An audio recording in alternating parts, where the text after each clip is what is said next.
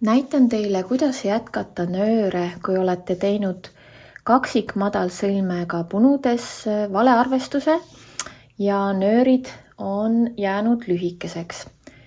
Teeme näite, et justkui need 2 keskmist nööri oleksid liiga lühikesed ja meil oleks vaja need välja vahetada.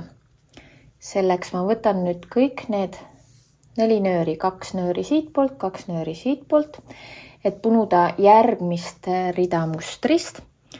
Siis ma võtan nüüd asendusnööri, milleks praegu on see pruun nöör. Ja teeme nii, et see pruun nöör on nüüd selline hästi pikk nöör, millega ma saaksin nüüd mustri lõpuni punuda.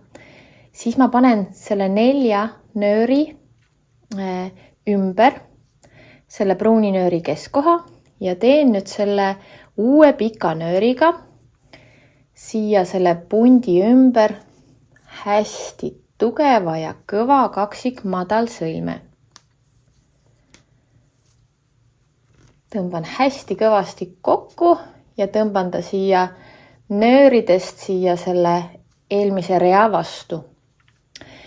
Ja nüüd, et edasi punuda, jätan maha need 2 lühikest nööri, mida ma tahtsin asendada. Need on siis need lühikesed nöörid. Ma jätan need siit maha. Neid punumisel ei kasuta ja lähen punumisega edasi nagu täiesti tavaliselt. Punun järgmist rida ja kasutan siis juba seda uut pikka nööri mustris ja jätan maha need lühikesed nöörid. Ja siit lähen ka edasi. Võtan 1, 2, 3, 4.